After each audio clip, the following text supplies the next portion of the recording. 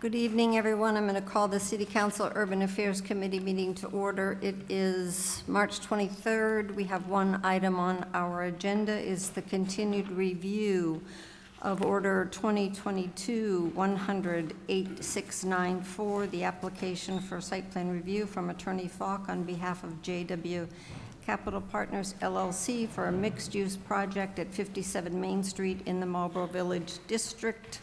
Councilor Dumas is recused. Just a quick review from our last meeting. I think we left it that we would be coming back again today to discuss the transportation study. Further questions can be asked, and to have Procopio provide some information on sites they have developed. So I know we got some information from Attorney Falk. I sent some information yesterday. I think Councilor Ossing sent some information out to councilors. We received the document today from the mayor with some information. So we've had a lot of internal documents going around. And then tonight you sent a whole lot of other material, including a new site plan and new document of the site plan language. So I'll let you take over and go through what you've sent us. Sure, thank you, Madam Chair. For the record, Brian Falk from Irick O'Connell on behalf of the applicant. With me is Will Adams from JW Capital, Chris D'Andrio from Procopio Construction, our partner, Bob Michaud, our transportation engineer, and Bruce Salek, our site engineer. In summary, in terms of the things I submitted this afternoon, and I apologize, that's the last thing I ever like to do, but it was out of my hands. Our architects were trying to decide between a one-bedroom and a studio, and so that's what happened. So here we are. But the changes to the site plan that I submitted are very minor. The primary change was something that wouldn't even be noticeable to most, which is a change in the height of the ground floor. And the reason for that was to maximize our potential to have a restaurant as the commercial tenant, to have as much of a high ceiling as possible for that kind of a tenant. That required a couple of tweaks overall to the dimensions of the building, but barely noticeable, still all in compliance with the zoning. One other item is that the rear exit door, which is, it's an emergency exit door onto Exchange Street, that shifted a bit from being towards the east to being towards the west, a little closer to Union Common. And that was, the shift in the building height required a change in that location so it would better fit the site's grade. So updated site plans, and those are referenced by date in the draft decision that I provided, but very minor changes, nothing of significance. In terms of the other items that I provided, and you gave good summary in terms of what our instructions were when we left last time, which was, number one, some comparable projects that our team had worked on where the residential units were taking advantage of the fact that there were public parking options nearby, and so on-site parking was less than you might have otherwise seen. You were also looking for some information from employers in Marlborough in terms of desirability of this type of community, which we had said we see that there's a market for that, and you looked for some backup on that point. And then finally, you were looking for some more information on our parking analysis, and we brought in Bob Michaud to give a little color to that. So he's going to present a little bit. Just briefly, the comparables projects that we provided that Procopio had worked on were two in Lynn that were done within the last few years. One is the Caldwell property built in 2020, 259 units, so 2.5 times our size. 42 on-site parking spaces, and the balance of any parking need to be met with municipal lots nearby. That building is 95% occupancy, so doing very well. More recently was the Mosaic, also in Lynn, built in 2022, 146 units, so again 50% bigger than what we're proposing, 38 on-site parking spaces, and the balance to be made up with nearby municipal parking availability. That is just starting to get leased up, and it's already at 65%. So both those projects doing very well. Similar situation where the market was calling for multifamily where parking wasn't as high a priority to the residents. We gave 2 other examples of comparable projects in both Haverhill and Everett. And if you have questions about any of those projects, I'll turn to Chris a little bit later on to give you some more color on those. We also submitted a letter that we received from Paul Donhauser from Boston Scientific. Paul heads up Global Real Estate, Facilities Operations, and Environment at the Marlborough campus. When Will was first looking at this project, he spoke with some folks at Boston Scientific in terms of, is this something that your employees would like to see in Marlborough? And the answer was yes. And so we worked with Paul. Paul agreed with us. He's seen the project now that it's been, the plans have been developed. And he submitted this letter. I'd just like to read it into the record. And I'll read fast, just like our city clerk. So again, this is from Paul Donhauser from Boston Scientific. Dear councilors, as a large employer in Marlborough, Boston Scientific supports new local housing options for our diverse workforce. Boston Scientific has capacity for over 2,200 employees at our Marlborough campus and is currently at about half of that total capacity with plans to grow our local workforce. Currently, Boston Scientific provides shuttle bus service for employees living near Boston and other communities to and from the Marlborough campus. These employees enjoy working for Boston Scientific in Marlborough, but prefer a more urban, car-free living environment. In addition, Boston Scientific has a significant expat workforce, with employees coming from other countries for short-term assignments in Marlborough. Having new downtown apartments in Marlborough would be very attractive to many of our employees and would assist with our recruiting efforts as we expand our local workforce. Expat employees and those currently living in and near Boston, often without cars, would benefit from new urban-style apartments providing walkable access to downtown Marlborough's restaurants and nightlife. Boston Scientific is committed to net zero emissions by 2050 with important milestones along the way. And this commitment extends beyond our campus and covers our employees' commutes and travel. Achieving our sustainability goals would be easier with new downtown housing, giving our employees the option of living close to our Marlborough campus with a short bike ride or zero-emission shuttle bus commute. We are aware of the proposal for a mixed-use project at 57 Main Street and believe it is the type of housing option that would be very attractive to our employees and recruits. Thank you for your consideration. Sincerely, Paul Donhauser, VP Global Real Estate, Facilities Operations, Environment, Health, and Safety. So, I think that helps support what we were saying last time, that this is a new type of housing option for Marlborough, not necessarily new in Massachusetts, but certainly new or not currently on the ground in Marlborough, but one that large local employer sees as a place where their employees and their recruits would want to live. I'm just going to turn things now to Bob Michaud, our transportation engineer, to walk you through his presentation, which adds a little color to the parking analysis that we submitted. Thank you, Chair and Council members. For the record, Robert Michaud, Principal of MDM Transportation Consultants, based right here in Marlborough, regular visitor to the downtown area. The Council is aware that we've prepared a January traffic memorandum, parking memorandum, that endeavored to quantify the parking supply, municipal parking supply that exists within 1,000 feet of this particular site. I think Attorney Falk has gone into some of the details of that initial filing.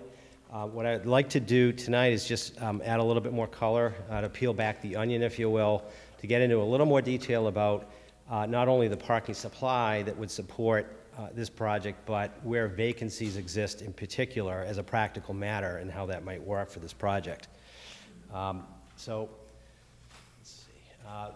The site, I think the council members are aware, is central to several parking facilities in this area, the largest of which is the Court Street Garage that provides in excess of 149 parking spaces, I believe.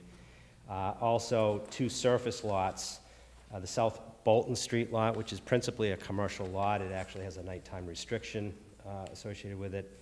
And the Bolton Street lot, which is a fairly new lot, which provides approximately 48 or 49 parking spaces as well, surface spaces. Not shown on this plan, but we think it's still relevant, although not specifically under zoning, would be the Newton Street Garage. There are other facilities in the area that, as a practical matter, would most likely serve some potential role in supporting the project. But really the focus is those three principal parking locations. And as I'll present in a moment, we're going to highlight how each of those functions throughout the day.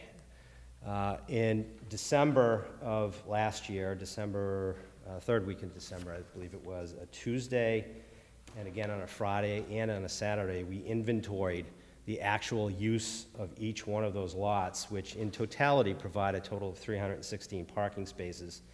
And what's important to note, in this particular diagram, on a Tuesday, this is the highest parking activity period for the week, we believe, that the peak residential demand actually occurs at nighttime when parking demand in this universe of parking supply is at its lowest demand, right? So there's a reciprocal relationship between the residential parking need and the availability of parking in this area, which is, nearly 80% vacant between the hours of about 10 p.m. till 7 a.m. What we do see is that as commercial businesses open up during the day, vacancies begin to decrease, but yet even on the highest activity day of the week, Tuesday, there are still at least 67 vacant parking spaces among those lots. The second graphic is taken on a Friday, which would indicate Friday is actually a lower parking activity day when in excess of 100 vacant parking spaces exist, or about a third of the parking supply within that 1,000-foot radius of this particular property. On a Saturday, we see even lower parking demands, about 163 vacant spaces, or roughly 50% of the universe of spaces that were inventoried are in fact vacant in the middle of the day. And under all scenarios, again emphasizing that between the hours of 10 p.m. and 7 a.m., when residential demands would be at their highest level, that vacancy is about 80% of all of those spaces. So a lot of nighttime parking availability, particularly in the garage, which is not in its upper floors restricted for overnight parking. As of this week, these next two graphics simply indicate what we believe to be the ebb and flow of parking demand for residential use. And we anticipate the need for as many as 55 off-site parking spaces to augment the on-site parking supply. We, of course, would show that the overnight peak would occur between those hours of 10 p.m. and 7 a.m., 6 a.m. At 55, and that demand would regularly decrease during the daytime hours to about half that number. These are all following well-accepted industry standards and rates. Likewise, on a Saturday, similar trend, but there's a slightly higher level of parking need or activity during daytime hours compared to a weekday. The next slides begin to then drill down into where actual vacancies and availabilities exist that could directly serve the property. These are based on very recent surveys as of Tuesday of this week, where we went out at 9 in the morning, 1 in the afternoon, and 6 p.m. at night, and inventoried each of the specific lots in question, the South Bolton Street lot, the Bolton Street lot, and the garage. And for the garage, as I'll speak to in a moment, each of the levels of the garage, so that we have a really good understanding by time of day where these vacancies exist. And in sum total, when you look at a 9 o'clock a.m. period, there are at least 131 vacancies. That dips down to 81 at 1 p.m., which is very consistent with what we had inventoried in December. And at 6 p.m., that goes up to nearly 200. Right? So there's no question that there are vacancies that exist within this area. And graphically, on an aerial diagram, this is the same information shown for each of those time periods to present more of a graphical representation of what I just showed you in the table. What I'd like to do, though, is focus on what happens within the garage, because that we believe to be a prime supporter, if you will, of residential demand, particularly because it's upper levels of what we refer to as levels 5 and 6. Right? There are actually half levels of the garage. There's a basement level or a ground level, and they go up at half levels from that point. For purposes of describing the garage, we simply call them level 1 through 6. Levels 1 through 4 we believe to be nighttime restricted. The upper levels 5 and 6 are not. And so in the inventory at 9 in the morning, you can see that of the 49 vacant spaces, nearly all of those are on levels 5 and 6. Right? By 9 a.m., the lower levels are well supporting City Hall and other commercial businesses in the area, but the upper levels have clear, unrestricted, and available parking of 42 spaces in total. At 1 p.m., that doesn't change a whole lot.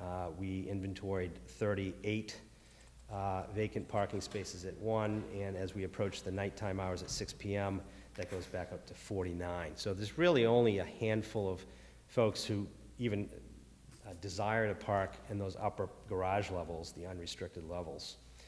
And in total, the garage alone provides a significant vacancy level within this district. That's the overview of what we've observed and documented. I am glad to answer any specific points that the council may have. We have a lot of experience in residential development in urban areas that are supported by public transportation, that are supported by business shuttles like Boston Scientific. We do a lot of Boston-based work. And I could say that the characteristics of this particular project, both in terms of its parking supply and the availability of services and the proximity of municipal lots, are very consistent with where we see successful projects like Lynn. In fact, we were involved with the Caldwell project with Procopio Company. So we're very familiar with this particular applicant, how they do business, and what their success rate is, which is quite high. So thank you.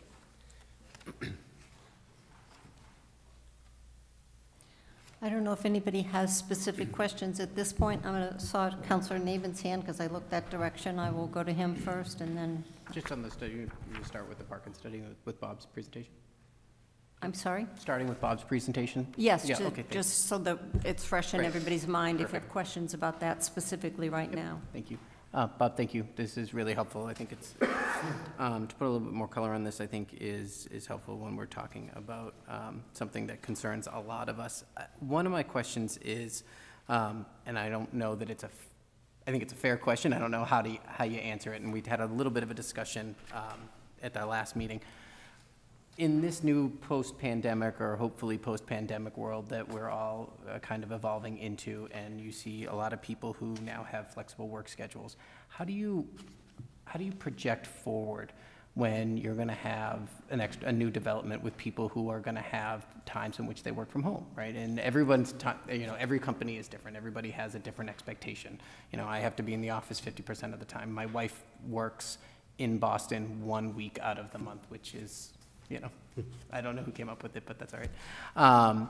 It's just, everyone's schedule is different. How do you go ahead and project that forward to say, okay, well, these spaces are going to be available because there's that turnover, when that normal turnover of someone leaving to go to work in the morning and then get filled by someone who wants to come to City Hall or go to Welly's for lunch or whatnot.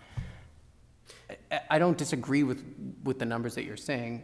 Obviously, you seem to have quite a bit of experience here, and it's a very nice presentation. How do we project that going forward so that we don't end up in a situation that we did not anticipate? Sure, it's a very good question, and one that often comes up in these types of forums. The data that we rely on is actually developed, not in these count locations, but parking ratios and parking demand numbers are actually based on the data that's pre-COVID. And what we have seen, as you correctly point out, is that there's a higher propensity to work remotely. Mm-hmm. There's also a higher propensity to own fewer cars. So there are other factors beside the pandemic itself that have really reduced pressures on development. Recent example that we were involved with was in Newton, 15 Riverdale, with Criterion Partners. Right, they had a residential project there, roughly about 100 units or so, right on the Charles River. about a 15-minute walk to Watertown Yards. The parking ratio there was 1 per unit. Yeah. Right, and we got a lot of pushback and questions from, Newton on that point. That developer, another group that we do a lot of work with, actually aims for parking ratios of anywhere from 0.6 to as much as 1.0. So the new trend in residential development, not only with Procopio, Criterion, Pulte, right down the line, is to provide less parking. Right. And city, in particular urban environment locations, are pushing for much lower ratios. Yep. Vehicle ownership rates in the current generation, I can point to all of my nephews and nieces who don't own cars, and I ask them all the time, why is that? It's because cost is a huge factor, liability is another, and they have flexible options to be able to go to where they need to go, right? Which didn't exist really 4 or 5 years ago. So the data that we've presented here tonight, I think, is a very good representation of today's reality that will probably stay where it is for a long time, if not forever. But what it demonstrates is that there's a lot of flexibility in where you could choose to park if you so choose to go to this particular site. And ultimately, these projects are market-driven, right? Someone's going to make a conscious decision as to whether or not their lifestyle fits with what the project offers. And so we're confident based on, and in particular with Procopio, we're doing several projects with Procopio where their parking ratios are in line with current standards, which is less is more. And so we think, it's a roundabout answer to your question. No, I think it's helpful, and and I think it's true, and I think a lot of the things that we're seeing regionally, right? I think as you just spoke to, I think is true. I think the part that I would, take exception with, and we'll talk a little bit more about this, I assume later. I don't want. This is not just about the parking study, but the communities that you see this in often are different from Marlborough in terms of their access to other services, right? If it does not surprise me that Newton, in a community that is serviced by several MBTA bus lines, several Green Line stops, several commuter rail stops, that people don't have cars. I probably wouldn't either, because I would also probably be paying 3 times what I'm paying for my mortgage, so I probably wouldn't be able to afford it. But you have different access, and we can get into kind of the access that we have, that we actually have here in Marlborough, and the need for a car as a resident of Marlborough versus in some of these other urban communities and some of the communities that you guys have already developed projects in, which I think there are some big differences. But I do appreciate that point. I think that the part that I remain concerned about is once you get here, and if you do move out here. You may find that you didn't have a car, but you may need one to have the lifestyle that you actually want. And when you do, some of these parking scenarios are going to change pretty dramatically. The one I'm most concerned about is the Bolton Street lot. And I appreciate that those numbers are there. I think if you had taken a look at between 8 and 9 a.m. when people are doing drop-off for the early education center, you would find that lot is quite I won't say full, but it is quite busy. Yeah, we actually have video of that, so I appreciate exactly what you're saying. There are probably about 20-minute periods of time in the morning, and most recently, even on Tuesday, I think it was active at 5 minutes to noon for about a 15-minute period, right? So there are those slots. What's interesting is that those activity periods don't coincide with when the use of the lot would really be necessary to support residential use. If you're going to work in the morning. If you're not going to work in the morning, I'm not going to get up and move my car just because I know someone's dropping their kid off at school. And so that's right, and that's a big concern of mine. That's my ward, and right, so for there, if you can't park on the Bolton Street lot to drop your kid off, you're on Rice Street, you're on Francis Street, you're on Washington Street. Those are congested streets that are already starting to cut through there, right? So there are some concerns. I don't disagree with kind of the numbers there. I just think that some additional thought about where we may be going, that is a concern for me. But I really do appreciate the work that you put into this. Thank you, Madam Chair. All right, Councilor Wagner, you had your hand up also. Thank you. Looking at the math on that, that's where I'm struggling with. So really you don't have all the spaces available at the Court Street garage because of the overnight restriction, that they can't just make their cars disappear overnight, so those first floors aren't an option. So if the, I thought it was the whole garage, but if 5 and 6, that doesn't apply, then you're really only talking about 49 spaces. And if you've got 28 spaces with 99 units, you potentially have 71 cars looking for a home, so that's 49. So the other place, I guess, would be the 52 that you're saying are available at 6 p.m. at the South Bolton, but the Bolton Street lot, I don't think is really in the mix because you've got the overnight problem again, so it's really not overnight. What are they, you're not gonna park their car there at 6 and move it where? So mathematically, I guess that still makes sense, but it's a lot tighter than I think this is on the surface representing. And then looking at, I think the letter from Boston Scientific is great. It would be great if there was, you know, a lot of their folks ended up renting here and they had a shuttle to get them to work. And we do, I was looking at the bus schedules, and it's conceivable that there is a Saturday route. A person could take the bus to go shopping at, say, Price Chopper and go to Target. There's a bus that'll take you into Framingham where you could take the train if you wanted to go into town. But, you know, this is where our shuttle service, our bus system, it's good but not great. It's all done, like you'd have to get all that done. If you wanted to go shopping, you'd have to be done. The last bus is around 4:30, so you'd have to, you know, it's not, you'd have to watch the time.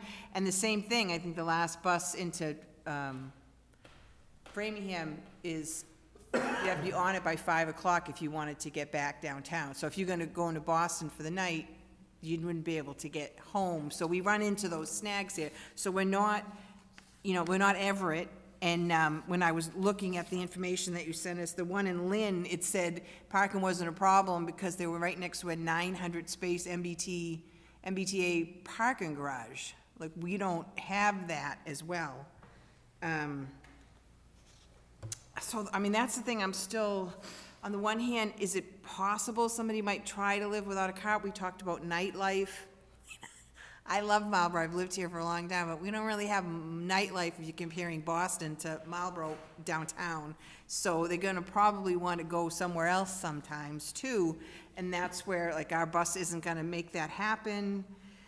So I think we have to realistically, it would be great if there were people that moved in and could figure out how to live without a car or could manage on a bike. But I think realistically, we're still looking at this conundrum, what to do with the cars that could come with this. So, I mean, I have a question about scope, but right now we're just focusing on, could you hear what I'm saying? I mean, do you hear what I'm saying? Like, the numbers seem high, but they're really not, because once you factor into, can they park there overnight? And the answer is no, your numbers have to be reduced, right? I'll add some light to that, I agree that the concentration of unrestricted parking where you could park overnight is weighted more toward the garage and the upper floors, absolutely. The Bolton Street lot, I don't believe has a restriction on it. Not to our knowledge, you can park there overnight.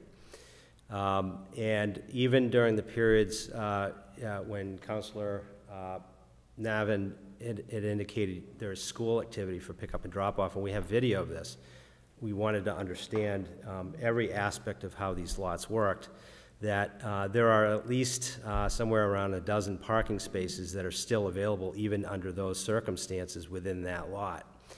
And I mentioned, although it's not within the zoning definition of being within 1,000 feet of the site, that the Newton Street lot, which is as large a garage as Court Street, as a practical matter, provides yet another opportunity for folks who really are intent on living in Marlborough. And I can say, as a local employer, you know, I've got 8 employees.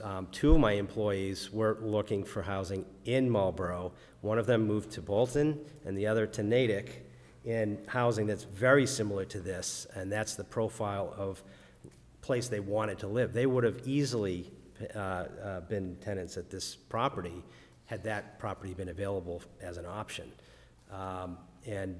Yes, they each own 1 car. two of them used to live together, and now one of them got married. So, you know, as a practical matter, I fully appreciate, Councilor, what you're saying about the numbers looking tight. But as a practical matter, there's well in excess of 60 regularly available overnight spaces, and to the extent no one ever moved their car, would be supported by Court Street and Bolton Street. And as a practical matter, and this could be part of the marketing for the property, I suppose, is the Newton Street garage. You know, that's yet another, you know, there is plenty of availability. So if I really wanted to live in a facility like this and I knew what constraints exist, I would be making a conscious decision to say, hey, if I've got to work remotely for a week, and I know I respect what happens with the Bolton Street lot, my options are the Court Street garage or the Newton Street garage, which are within a few hundred steps of the building. You know, so our job was to illustrate that there are practical ways to accommodate a demand without any correction factors for COVID, for instance, or remote working, and that they are not onerous options for tenants. I just wanted to add one point, which is that our draft decision does have the condition that we work with the city to modify overnight restrictions in some of the facilities that we've been talking about. The MEDC study that was done in 2013 that spanned a few hours on one day was the basis of the zoning. Number one, didn't have the Bolton Street lot in its count because it didn't exist at the time. And number two, didn't take into account overnight restrictions. It just said there are spaces available. Bob's study is certainly far more detailed and has taken that into account, and also has benefited from spanning multiple days, looking at different scenarios, and has been able to look at the Bolton Street lot, which is the closest to our property. So I don't disagree that there may be challenges with respect to there being overnight parking, but this project, unlike all the other ones that have been approved, actually has that condition to work with the city to find a way to modify those restrictions to make those facilities work better. I mean, ultimately, is it good for the city to have a parking facility that sits empty because of an overnight restriction where it could be put to good use and help properties develop and benefit the downtown? I'm going to call on Councilor Giuseppe. Before I do, I believe you are incorrect on Bolton Street. It's very clearly marked no overnight parking, and I know it was a conscious decision of the Traffic Commission when that lot was put there to not let it be overnight parking because they felt it would be a battle as to who would get to use it, the same way that the two lots downtown become a battle in a winter snowstorm when people, and even without a winter snowstorm, you can't park on the streets overnight in the wintertime in Marlborough. So where do people put their cars? In the garage, which is fine when you're then taking them out to go to work, but we're finding cars sitting there all winter. And I guess, I know I brought it up the last time that we met, the language about working with the Traffic Commission. I would certainly not work with the Traffic Commission and would very strongly urge them not to change the rules on either the garage or Bolton Street. But again, that's my own personal opinion on that piece. So, Councilor Doucette, I saw your hand. Thank you very much, Madam Chair. If you I appreciate the work that was done on this. It's a very extensive analysis.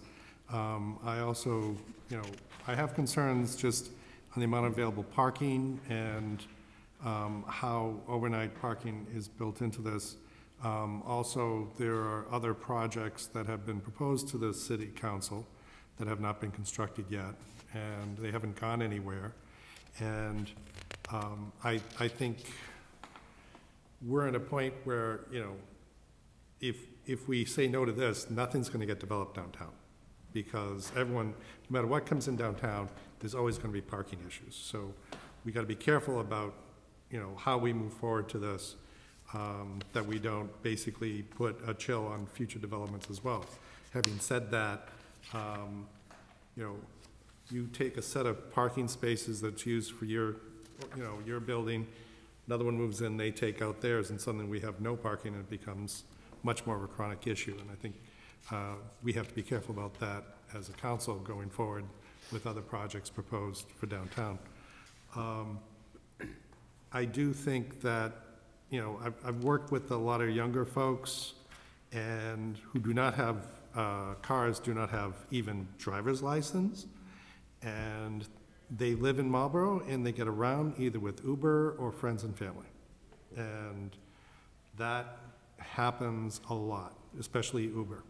You know, I have, you know, the Home Depot on the other side of Marlborough. There are people that live on the east side, all the different housing apartment complexes up and down between that and basically Concord Street. And they have people that basically walk either to Home Depot or to Price Chopper because they don't have transportation. So long walks is part of the nature of this city as well. I do have concerns, like if someone is living here, if they want to go shopping, even to Price Chopper Supermarket or Hannaford's on the other side of town, are they, you know, how are they going to get there seriously with what form of transportation? Is it going to be Uber or something else? And you keep on throwing out, oh, they can take a bike.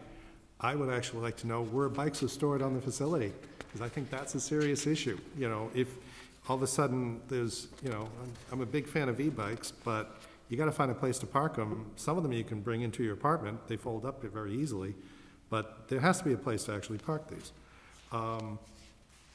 So, you know, I agree that parking is an issue, and I think it's something that the city has to address longer term if we want to get any development done downtown. Because if we say no to this because of parking, we're going to say no to everyone because of parking. Because this is not the biggest one that's been proposed here, even though it is larger than the previous one. One other point, Mr. Falk, you said the rear exit was going to go to Exchange Street. Does it go to Exchange Street or High Street? I misspoke. It was to High Street. Okay, It's a thank you very much. Emergency access, emergency exit door that the building commissioner encouraged us to add as an additional means of egress in the event of an emergency. So yes, to High Street. Okay, I caught that. I just wanted to get that clarified. I appreciate that. I'll get back to you, Councilor Wagner, after I call on other councilors who haven't had a chance. But I will, just to your point, Councilor Doucette, Councilor Ossing was kind enough to send us a document that very clearly shows this is the largest development in downtown. And several of the others don't have quite the number required to be provided in the parking garages. So if you don't have that document, I'm sure we can get you a copy. Councilor Landers, I think you. Madam Chair, this is great. We're having a great dialogue here, and it's important. Parking has been somewhat of a problem in the past, and it's going to be a bigger problem in the future, but we haven't addressed anything. You know, I think we've got away with murder, you know, having limited parking at the parking garages. You know, I'm a city guy. I grew up in Watertown 1,000 years ago. But during the winter, as it happens now, well, what you did in Watertown and Newton and Brighton and so forth, you parked on the side of the street. You know, okay, they'd say this storm or this night, you park on the even numbers and on the odd numbers. You know, so we've gotten away with murder on a lot of things as far as limited parking in the parking garages, and we know what happens. The people in the neighborhood, you know, they run to the garages. I would too if I could keep my car out of the snow and I didn't have to shovel it the next day. But I think some of those things are going to come to an end, in that we probably will allow parking in the neighborhood and follow the even-odd situation. And, you know, even good old Boston does it, you know. I mean, I also hung out in South Boston there for a while with my son who lived there 6 years. And, you know, it's amazing how they can squeeze those cars in. And eventually they cleared the streets and so forth. But as far as parking in the garages, you know, no parking after 11 p.m. and can't park again until 5. If you let the residents park in the neighborhood, all right? You won't have them running, you know, into the garage to get their car out of there. So we have to, somewhere along the line, and this might be the beginning, because this isn't the only project, all right, that could come up downstairs, you know, I mean, down street. If we didn't have the pandemic, you know, we maybe would have straightened out these problems, you know, 2 or 3 years ago. And, you know, I hope that some of these other projects do pick up again. We have to keep that in mind. You know, this is great, we're having this dialogue, but we gotta get some of these things out. And what do we want? Yeah, we're gonna change some things. I mean, things aren't gonna stay the same the way they have the last 10 or 15 or 20 years since urban renewal. You know, one-way streets and, you know, no diagonal parking and stuff like that. So we have to be ready to change some of these things. And maybe this particular project will get us thinking that we gotta change things if we want to continue to grow. I mean, by growing, I mean if we're bringing in these companies and high tech and types of companies, we have to give them living places. And I myself would like to see, you know, 2 or 3 of them downtown. And, you know, we have the one out in Semirano Drive, and we have a few other big ones. But, you know, we want that mixture. So, as a city council, we've been pretty lucky. You know, we have these projects come in, and in a couple of nights, good sessions, good lawyers, we vote for them. Okay, this is one of the ones, the first one that we got to spend some time on, a lot of time on, listen to the experts, and say, well, what do we really want downtown Marlborough to look like? I would love to see, you know, this project develop into how many units, it's a question mark. But if we ever had a restaurant on the first floor or something like that, that would please me to no end. So if we want to move forward, as I think Councilor Doucette mentioned, and we cannot and ever, that's what we got to be careful of tonight, look like we're discouraging projects and growth downtown. I'll have more to say later, maybe, Madam Chair, but thank you. All right. Councilor Wagner, do you have a quick question? Then I'll... I just wanted to comment just to help us to remember on the numbers. So we have improved several projects. So there's the one on 28 South. Eon Main is still technically approved. And with this one, if I just go with one parking spot for the units, the 99 minus 28, we're talking about 180 parking spaces that are needed. And really, South Bolton Street, the Bolton Street lot is off the available list because you can't park overnight there. So then the after 6, the numbers you gave, there's 52 spaces available and 49 in the garage. That's 101 spaces. So that's saying if that's literally exactly right, we'll have 101 spaces, but we'll technically have 180 cars looking for spaces. And I think we have to keep that in mind and be realistic. And I love this project, but it also feels irresponsible to just approve a project and hope the parking thing works out. One through the chair, just a clarification. The other projects, East on Main, for instance, would be subject to a different 1,000-foot radius, if you will. I mentioned the Newton Street garage. Those can't be dismissed as available spaces for other projects, right? So it's not quite correct to say there are 100 spaces for 180 vehicle demand. There are other facilities that actually get factored into the 1,000-foot circle, if you will, and that's significant, right? The Newton Street garage is, in my experience, less utilized than the Court Street garage, and would provide, I believe, substantial additional capacity as a practical matter to support other projects as well, like East on Main. Thank you. Or South Bolton. And I think when that was before the council, that the fact that Newton Street was a little closer to that one, but I think it was taken into consideration.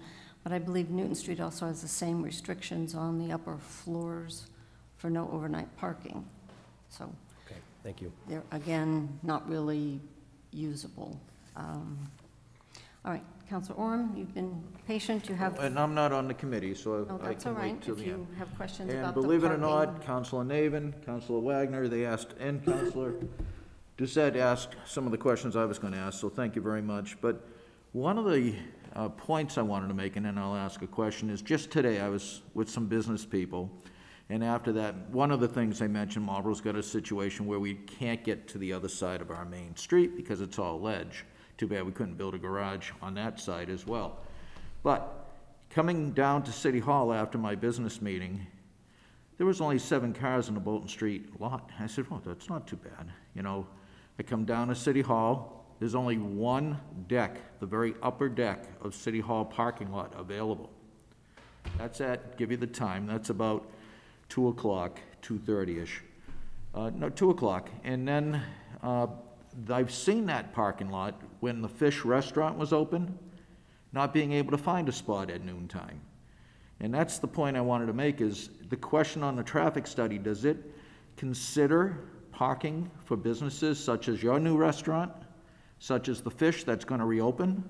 Have you considered that within your details of where they're going to go at peak times for their restaurant clientele? Yeah, through the chair. The focus of our study was not to look at all of the available parking, but I know that the MAPC study, the 2014 study, and we have an excerpt of that, does contain an inventory of all of the other available municipal lots. For instance, if I go to Vin Bin for a sandwich, for instance, I park in that municipal lot, you know, which has time-restricted parking. There's plenty of curbside parking along Main Street itself. So all of those spaces which were previously inventoried by MAPC were determined to be supportive, adequately supportive of the businesses at the time that they did those surveys. My experience, and I frequent the downtown businesses quite often, as do my employees, I've never had an issue finding a parking space. And I was a big fan of Fish, actually. I was there, I was a regular at Fish, and never had an occasion. Now, there may be instances where there are holiday parties and you take out the whole office and you go to Fish or a restaurant like that, and those are unique circumstances in which, you know, people can certainly carpool. You know, those are not what I call, they're anomalies. We've had the good fortune of working on other commercial projects in town, St. Mary's Credit Union relocation, for instance, the Starbucks relocation to South Bolton Street. And you know, what I've seen evolve is that, yes, businesses can thrive in the downtown area, but they're also starting to migrate away from the downtown, where they might have their own available dedicated parking, like St. Mary's, and that's actually reduced the parking demands that would have otherwise occurred in the downtown lots. South Bolton Street lot in particular used to be jammed in the morning because of Starbucks, right? And now Starbucks is somewhere else, so you see more availability in those spaces than historically has been the case.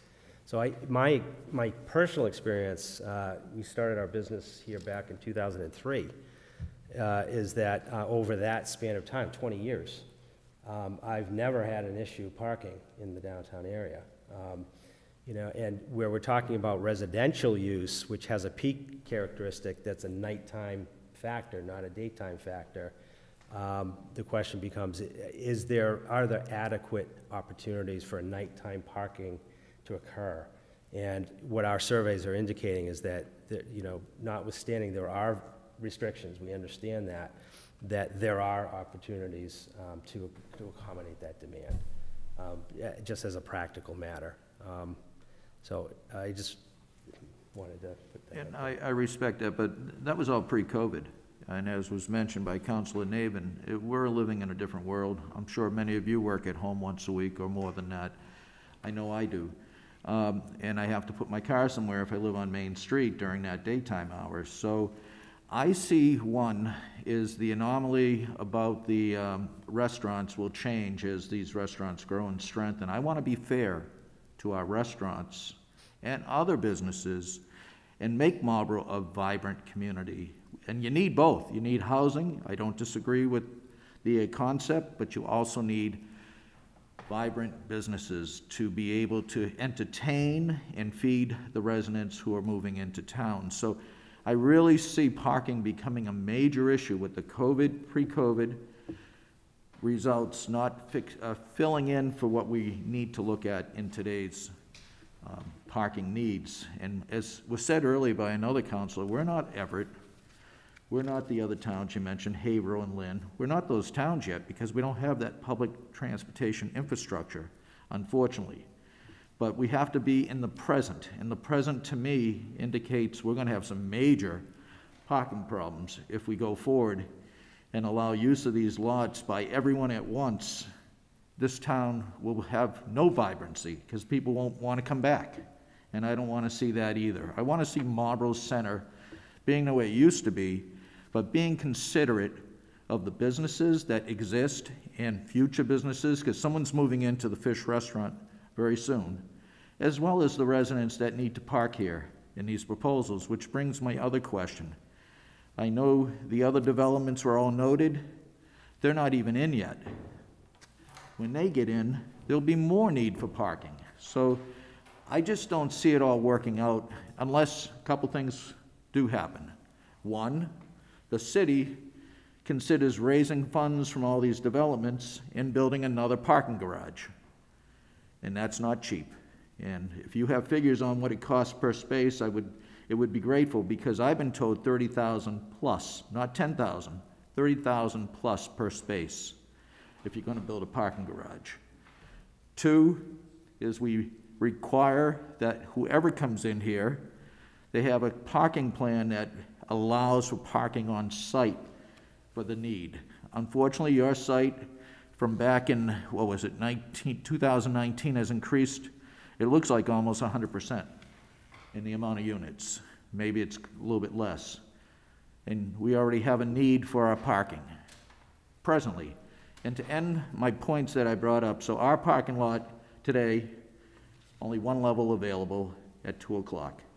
Go back up Bolton Street when I left City Hall, and the Bolton Street lot was 100% full. Not 12 places left, 100% full, because parents came in to pick up their children. We got to be fair to the residents that live here at the present time as well. Thank you. Councilor Brown? Thank you, Madam Chair. I just wanted to share what Councilor Oram just said is very important to me when he mentioned the existing community.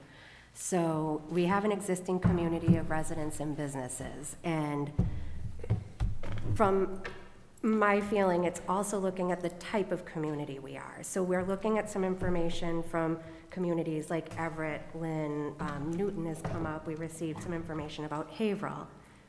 They're very different from Marlborough. And when I was going to school, I lived in Waltham, I lived in Brookline, I lived in Somerville.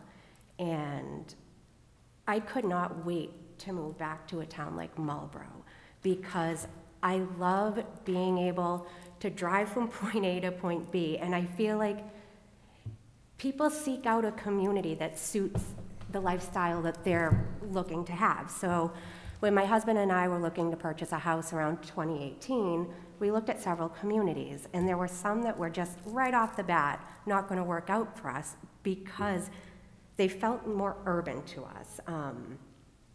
And with this type of a development, I feel like it would start moving Marlborough into that type of a community that I was trying to avoid when I was purchasing my house.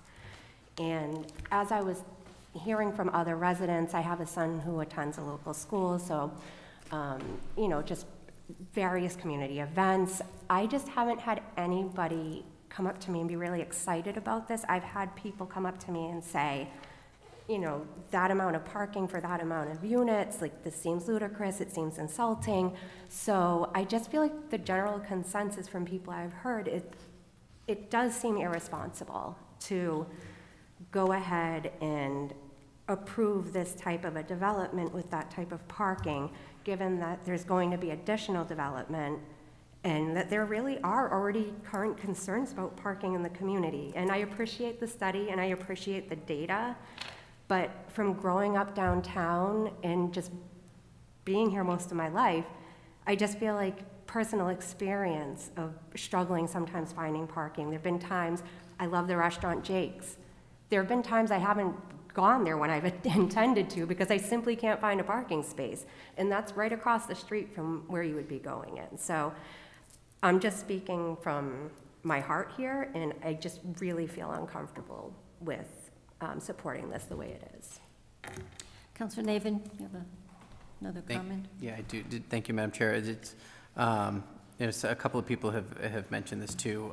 Appreciate the fact that we were provided with some like properties that you have been developing, and I think it's helpful to see. And other people have already mentioned the fact that we are not like those other communities, and that's true. I think Marlborough is its own unique place, and I'm very happy that it is. And I'm happy to have always lived here, and if it wasn't that way, then I would have left. So I think the points that Councilor Brown just made were very valid. I also think it's important to say, these may be like projects, but they really are not like communities. The city of Lynn, I just pulled up some of these after you sent this over, Brian, because I thought it was helpful to point out. The city of Lynn has 101,000 people, right? They're 10 square miles. They have a property density of 9,000 people per square mile. The city of Everett is 49,000 people. It's only 3 square miles, and so it's got a resident density of 14,000 per square mile. These are tight communities that have large populations, and they can sustain this type of development because the city of Lynn has a commuter rail station. They have 9 MBTA bus routes. The city of Everett has 4 bus routes. They have a commuter rail station. They're on the Orange Line.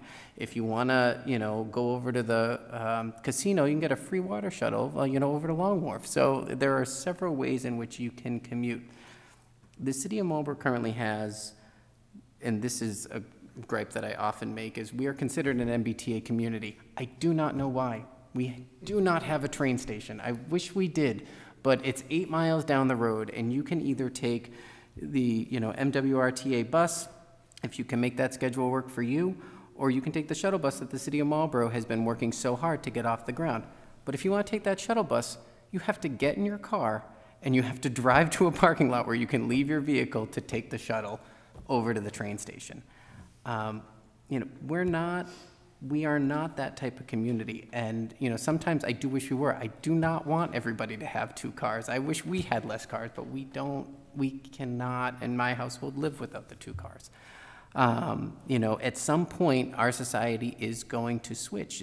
We will just end up going that way. But in order to ask the people to be the first ones to make that change when the infrastructure does not currently exist to support that lifestyle, I think is very challenging.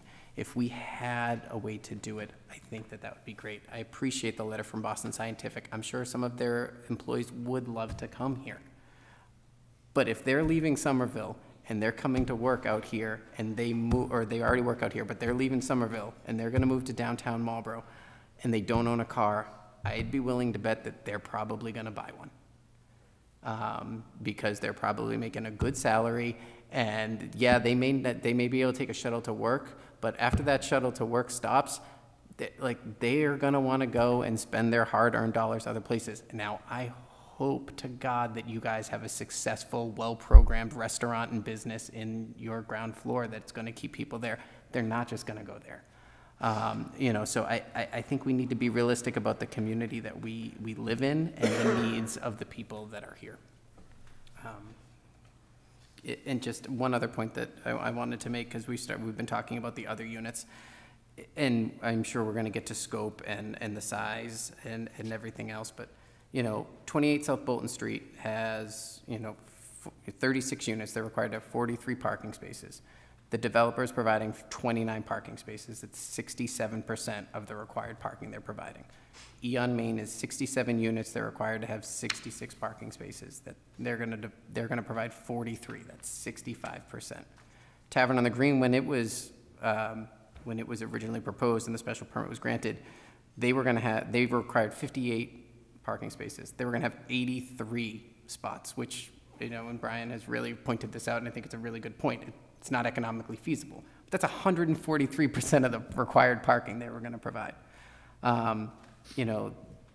You know, this project, 99 units, 88 spaces, 28 provided. That's only 31% of the parking. That delta for me remains to be a little bit too hard to swallow. And so at some point, I think we need to have a real hard conversation about what works and what the scope is and how do we shrink that delta. Because if we can't, this becomes something that is very untenable, I think, to put in our downtown. Thank you, Madam Chair.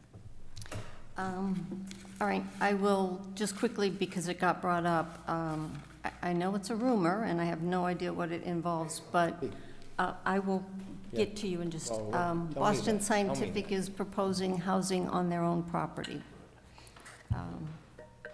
It's a rumor, but we will probably soon find out exactly what that entails. So they may, their employees may park there versus here. All right, Counselor, and I think we can kind of now just open this up to the scope. I think we've kind of covered parking, and I was going to give him a chance to comment, but I'll let you start. I think and this is Counselor good. Landers, if I can just, sorry, can I get you to get closer to the microphone? okay. Because when Yeah, I've been listening, I think, I Madam can't hear Chair, you. I mentioned it earlier when I spoke tonight. This is good because it's getting it all out here. Because what I want to know, why in the last several years on the council, and I've been here many years, we made border law changes, zoning changes. We approved projects. You know, why didn't we think of this when we were voting all these changes? I mean, it kind of tells me right now, if I was a developer, I wouldn't come within 10 miles of Marlborough, because it's obvious the way what I feel tonight, and it's been picking up, that we don't want change, we don't want growth, we don't want development. I mean, we might occasionally have a project out in Summer Drive, which is pretty good because it doesn't affect me living on Crosby Road, I guess. But I mean, this is good, Madam Chair, that we're getting this out, because I detect that this project has brought out how you people really feel. Now, do the people of Marlborough feel that way? The only ones that I speak to a lot of people. In fact, I've talked to several church members, you know, that belong to that church up there. They used to call that the Don Landers parking lot. Well, I don't want that to be now. But I did encourage, you know, the mayor at the time to buy those buildings, tear it down, and we built a nice parking lot. Now, I can't believe I haven't been up there that much. But, you know, the school, remember, I was in the school. I took care of students and parking and so forth like that. That they did fine without that parking lot. As soon as that parking lot was there, they started using it. Now, I haven't been up there in the morning, but I understand, I hear it on the scanner, that we send a cop up there every night, every morning. The parents let their kids out of the parking lot, and the policeman helps them across Bolton Street. Well, that's what, I hear the crews are going up there every morning, you know? So I'm not sure if, and the other thing is, when I pushed for that parking lot, the superintendent's office was still there, and they had crowd after crowd there almost every day, seminars and that type of stuff. So it's changed. But getting back to, and I think this is good, and Madam Chair, I don't know if you want to give every councilor or members of the committee a chance to, we got two of them, we know what Councilor Naben's talking about, Councilor Brown, you know, get it out there and say, you know, no more growth. Let's see if we can discourage Green's project, E on Main Street. I can't see them moving forward after maybe the failing I get here. So we got to decide, have we made some mistakes changing the zoning, all right, approving these projects? Have we made a mistake the last 2, 4, 6, 8 years? I'm not sure how many years we've been working on them. And just stay status quo, and occasionally a project out in Summer Drive. And the one out in the big project out there, 121 acres, that might never move forward. The whole logic is, and BJ just moved in, you know, it's 121 acres, and, you know, that probably won't move. So I guess we gotta really get it out there, and, you know, what type of growth do we want, or what type of growth we don't want? And, you know, we've been pretty aggressive over the years. This damn pandemic, that kind of slowed a lot of things down. But we have to kind of decide, what do we want? I get a feeling tonight what we don't want. Councillor Landers, I think from what I've heard from everybody here, if we were at a debate, we would all be arguing with you that you're wrong, that we don't want growth downtown. And I think if we went back to the two projects that were approved in 2019, if they had been built and were now in operation, I know I, for one, would have immediately gone in and changed the zoning that we approved, because I would know that using the parking garages as overflow was really not practical for all of downtown. So we either do like Cambridge is doing and say, you build housing, you don't have to provide parking. Let people find it on their own. That's really what we're kind of almost making people do, but That must be in our blood. we're not That's how I debating. feel. So I That's think how I I will feel. let Councillor Naven, and then we'll see where we are. All right, thank you, Madam Chair. I appreciate Councilor Lander's point, only because it gives me a nice softball to talk about kind of, you know, what I do support and what I don't support downtown. I was not on the council at the time when the zoning was done, or when any of these three projects were approved. I can tell you that, you know, as, you know, Joe resident, I was very, I was excited to see the Tavern on the Green project. I do want to see downtown thrive. I don't think any of us here don't want to see downtown thrive. Otherwise, we're wasting our time here week after week. You know, development is critically important to this. Growth is critically important to this, because the other side of this, as the president will constantly remind us, is without new growth, we've got to find our tax dollars somewhere else. And so we have to work to find ways that growth benefits the city. We're not going to bring growth to this city if it doesn't also benefit the people that are sitting in the well week after week. And so, you know, I kind of, you know, resent is a strong word, but I would challenge Councilor Lander's, you know, comments that we don't want to see that. I absolutely do. I think Eon Main, you know, I had some concerns about the size and the parking there as well. However, you know, it's a hole sitting in the ground. Of course, we want to see something come there. 28 South Bolton, I'm delighted to see that the building has come down, and I can't wait until we see a building permit get pulled and see some work start there. You know, we do make some odd, you know, back and forth, you know, decisions sometime. We had a proposal before this one started that was, you know, in my opinion, abhorrent and going to, you know, change the face of downtown for the worse. We raised our concerns, they pulled out, and someone else bought it, and now it's going forward, and I think that's great. You know, but we continue to approve projects. We just approved a monster project on the corner of Mechanic and Lincoln that is going to revitalize an entire neighborhood. And shortly after that, we approved another, you know, small project that's going to be right across the street from there. The Green District's moving forward with their second one. I mean, we greenlight projects in the city, and we want to work with developers, but a project has to benefit the city, just like it has to benefit you. Obviously, if you're not going to make money, if you're not going to be able to have something that's advantageous for you, why are you here? At the same time, we need to be able to try and create a cohesive downtown that brings people out, that provides a wonderful user experience, that provides some tax dollars, some benefits to people, you know, and some enjoyment. And I think some of those things, your project will help us do. But I think it's going to create some challenges and some, you know, some unintended consequences perhaps that we don't want. And so for me, you know, something closer to the original project that was approved, I think is something that we can do. I don't want to just say no. I don't think any of us want to say no, right? Rowe Funeral Home is closed, you know, it has sold, and it is now, you know, sitting downtown, you know, as a vacant building. Nobody wants that.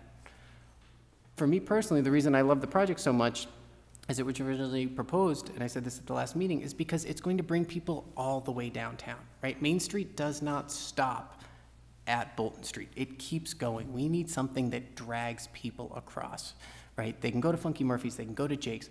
What I don't want to see is a giant wall that kind of stops there that's also going to create a parking problem for people. So is there a way to build something that is perhaps fewer units so that you don't have to build so many parking spaces so that you're not leaving people searching for it, that's going to create unintended consequences, still have a successful retail place downtown, and it's going to continue to be inviting both ways. I was at Cleary Square last week, and I was sitting at the traffic light next to Marlborough Market, and I was looking up Main Street, and I was looking at Rose, which is, obviously set back a bit. And I said to myself, if I'm looking at the building as proposed, I'm not going to see anything else. And it's a nice looking building, it's a sharp building, but I want to know where I am, and I want to still be able to see the part of the city that I enjoy looking at. And so, those for me are what will make it successful. I want to see this move forward, but I need to see it move forward in a responsible way. Thank you, Madam Chair. And I know I will throw it out, not to you, Attorney Falk, but to, I guess, Procopio as the builder. Why 99? Why can't you do the 55 or even less than? I'm sorry, whoever. I guess I can speak. For the record, my name is Chris D'Andrea. I work for the Procopio companies. And I guess there's been a lot of back and forth on... Pardon me. So there's been a lot of back and forth on the data. And I guess one thing I would add, and thank you for this opportunity to speak, is we've committed a lot of time, effort, and we've put our reputation on the line talking to capital partners because we believe in Marlborough. We believe there's a lot that the city has to offer, and we believe that this city will attract cohorts from both, young talent from companies like Boston Scientific, and then, downsizers from communities like Marlborough and surrounding areas to fill the 1 bedrooms and the 2 beds. Obviously, there's also been a lot of talk around younger renters. And as we've addressed, yes, they're very adaptable. They don't have cars, but also has been addressed, eventually in a city like Marlborough, you might need a car eventually. Maybe you can just not have a car. And this is part of your zoning, and one thing that we've made efforts to add to the project to facilitate kind of a younger renter, more mobile lifestyle is, a zip car, or in our case, a service called Envoy. There will be 1, potentially 2 cars on site that can be rented by any of the residents. So that's a way for us to potentially facilitate someone who is maybe coming from Somerville or Newton, and they want to live here, have a little bit different lifestyle, access to downtown. And, you actually don't need a car, right? If you do need to go a little farther, you can rent that car. And, there can be a discussion whether how many we need on site to allow for that lifestyle. But, I do want to say we can dive into the data plenty more, but we have committed our time, effort, reputation, and capital because we do believe in this project, and we believe it will add a lot to downtown. And, we do want to find a restaurant operator to bring people down here to revitalize this.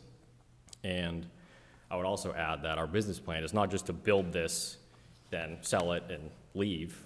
Our business plan is a minimum of 10 years because we believe that there is long-term potential and there is, parking availability. Obviously, we are open to working with anyone in this room as well as the Traffic Commission to work through that, how we disperse the spaces, whether it's through a series of lots. So I guess overall, I just want to say that we do really believe in this project, and we're here committed to solving this parking issue. And we've done a lot of diligence, and we've done projects like this where we believe, 1, the renter base will come here, both younger and older. 2, that we can figure out a way to facilitate multiple types of lifestyles, and that long-term that there is a path to sustaining this project and having it add to the downtown of Marlborough. So I guess for me, what I'm hearing is the parking is the concern, and because of the number of units. So I know as part of the information that Councilor Ossing provided, if you take a floor off, is that something that you would even consider? The economics don't work. And frankly, the building that was approved, the Tavern on the Green, is 5,000 square feet smaller than this building. That's it. It's designed differently. This was designed, and I reached out to Boston Scientific as well as Synovian, a few other employees, because we like doing these downtown where it's the young renter, Generation Z, this is how they communicate, this is how they do everything. They order Uber, they order their groceries, they order their dinner. This is how the renters that we are looking for, we're not going to deliver this for another 2 or 3 years, best case. And the renters that are coming now are 19, 20 years old. Boston Scientific is desperate for places like this to bring their employees, not only their employees, right now they have 200 or 300. They call them expats. They're employees that are based overseas. They're from Japan, they're from all over Europe. They come here, they put them up in Boston, and they take a bus and they drive them out here. And a place like this is a perfect match for companies that you have. You have the housing stock here, that the Avalon's out by 495. You have plenty of housing stock that are 2 and 3 bedrooms. Tavern on the Green was all 2 and 3 bedroom units. This is designed, targeted towards Generation Z renters. And that's the reason for it. And so to take we're already 8 feet shorter than what Tavern on the Green was approved at.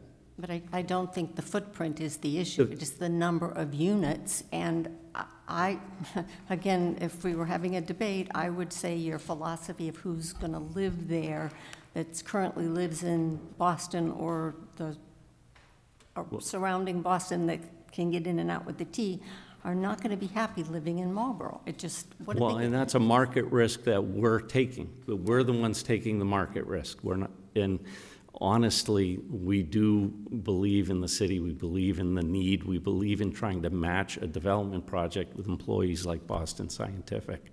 There's such a need for their employees. It's you know, to me, it's sad that it's like, you got this great company, you guys did an amazing job to bring companies like that out here.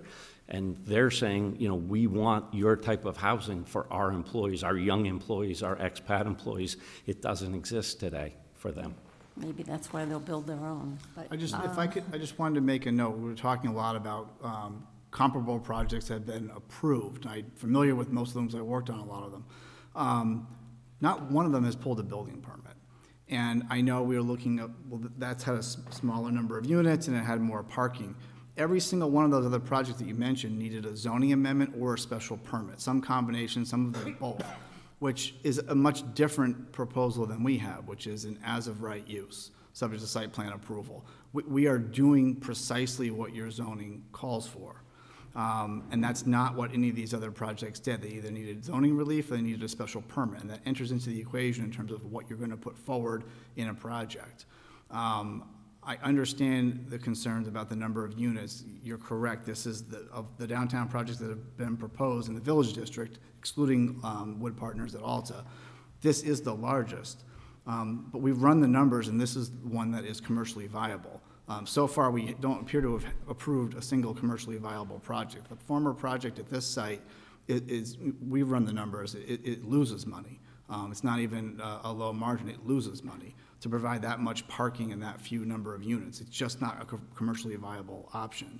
What we put forward is, and again, a lot of the discussion I'm hearing, it sounds like we're asking for a zoning amendment or a special permit, and we're not. We're asking for site plan approval on an as-of-right use. We specifically designed the project to fit exactly within the parameters that are in the Village District for what the zoning would allow for. And I understand concerns about parking with other projects coming, but again, not one of those other projects has pulled a building permit. We don't know that they're going to necessarily come. You're also the city council. If this is a concern, rather than denying an as-of-right use and taking that risk, I would suggest considering this project, and as Councilor Landers has been saying, that's a good time to maybe reevaluate the Village District. If it's that big of a concern about what other projects may come and is our parking analysis sound, that would be the time to do it, not looking at an as-of-right use and saying, I'm not sure we should approve this. And I guess I'll only speak for myself. I think I was very conscious of, and I would guess the rest of the council is very conscious of the fact that this is a site plan only. It's not a special permit, it's a site plan, it's 6 votes, and I think that is what's keeping us, again, being here for an hour and a half, the last time over 2.5 hours. Nobody wants to say, move to disapprove, because they're afraid of the ramifications if this doesn't get approved. We worry about lawsuits. We worry about why would we not be approving it? So I think that's weighing heavily on all of us, I'm sure. And I know that had this not come back in from someone who bought the property and it just died as a original site plan, because site plans that don't ever get built do, not ever, but after 2 years, they're gone. I would have been the first one to propose zoning change to get rid of the Marlborough Village District being site plan approval only. I think it was a mistake. It's hindsight, but I would never have done it today. So that's me. I'll open it back up. Councilor Navin, I'll wait to see if anybody else has questions, comments. Councilor Doucette. Oh. I'll let Councilor Navin go first if he wants. Well, I want to follow up on something Councilor Falk, I did it too. Attorney Falk said earlier, right? And I understand that it's not commercially viable, you know, at that many units and that much parking. My understanding was that it's because the original proposal proposed subterranean parking. Is that accurate? Yes. And yeah. And so, if right, and like I said earlier, they proposed to cover 143% of the required spots. Is there a way to shrink that number of spots and still build something that size? Right, so if you were to, you know, come to the table with something along the lines of that many units, however, it's, you know, 35 spots. So, so size to me is the size of the building. Mm-hmm. It's the same size building. Yep. Okay. Number of units, there were 99 units, that was 55. 55 units or whatever, right, and 2 bedroom, 3 bedrooms versus studio 1 But those bedroom. are all 2 and 3 bedrooms. Mm-hmm. It's a totally different project. Mm-hmm. It totally different concept, okay. Different target demographic, different renter, everything. Do you have that in your portfolio now? That kind of 2-3 bedroom unit, or do you guys really just go for? No, we do, okay. We do. But I mean, the market mm-hmm. is younger people. The market moving into rental apartments yep. isn't me. Yeah. It's not most people in this room, right? It's younger people that are in their first or second job, coming out, looking, you know, for places to live, and that's Generation Z. As I said, that's the. I hate to say for anyone that's a millennial in here, but they're getting aged out of the rental community. It's hard to believe. Yeah, we just can't buy the houses. That's right. So we're getting aged out everywhere. Okay, thanks. So, and again, going back to that, designing a 3-bedroom unit for the Gen Z is not what they want. Right. That's not what they do. No, I can understand that. All right, so Councilor Doucette. Thank you very much, Madam Chair. So I actually understand your argument as far as the Generation Z's not liking cars, okay, to be honest, okay? A new car insurance, about $1,000 a month. You add gas, it's getting close to $1,500 a month. That buys a lot of Ubers and Zip cars and stuff like that, okay, as an alternative. And if you add walking distance bikes, some degree of public transportation, and I agree completely, we don't have enough public transportation in this city. That's a long arc issue that we still needs to get addressed. But, you know, I think that, if we can come up with a way to reduce the number of units, that'd make it easier to get through the council because of the concerns. Any way we can do to increase the number of parking would be something similar. you may want to consider doing stuff more out of the box. Like, you got two parking units for car rental, which is okay, but you still have, 90 units, so those are going to be almost like a lottery to get access to it. But you can have gas-powered vehicles parked there that have very long ranges, or you can have electric vehicles, like Leafs, that have very short range that kind of becomes the local farting around town type of commutes, that you're not going to take those cars on long trips. The other ones will disappear for a day or so. These ones go for a couple of hours. This is thinking, somewhat thinking out of the box, but providing things like that so that for local commuting, they can still get around with it. My concern is a lot of Generation Zs don't even have a driver's license. You have foreigners that are coming in, may not have a driver's license to begin with, and even if they had an option for the car, they're not going to get a car because they want to go through the trouble of getting the license and then going through all this other stuff. Even though they're making lots of money, they're somewhat transient in their career, where they're going to be staying here for 6 months to a couple of years, and then someone else is going to rotate through and fill the space. When I was in high tech, there was a lot of engineers I was working with that, were either living on their own or pulling money into a house or something like that. This is just the modern equivalent of that type. So I do see a demand for this as single unit apartments, because we do have a lot of 2s and 3s, and I have noticed overall there's not that many single unit apartments that are being proposed, developed, and I thought that was actually unique for you in doing that. And your argument to say, well, that's what millennials want, I can buy in, or Generation Zs, I can actually buy into that, okay? But alternate forms of transportation still becomes honest on you if you're not going to do parking. And I think that's the key, okay? You just can't, what comes out of this is, sure, on a good day, you'll have plenty of parking. But if something's going on, like a snowstorm or another development on E and Main comes in, then all of a sudden, parking becomes, something that's going to be terrible for everyone, and no one's going to want to come down to downtown Marlborough for anything. And we want Marlborough to be appealing, downtown Marlborough in particular. So there always has to be some available parking. If it's all gone, no one shows up because everyone gives up. So, but that's about as much as I can say. Thank you. All right, anybody else have anything they want to say? I would like to go over the site plan language that Attorney Falk did provide tonight, where he had gone in and made some changes from the meeting that we had. I do have a couple of questions on it. The original copy that I'm using is the one that had yellow highlights in a couple of places through it. So that's my basis of comparing what you sent. Yep. So you have filled in the revision dates, which is fine.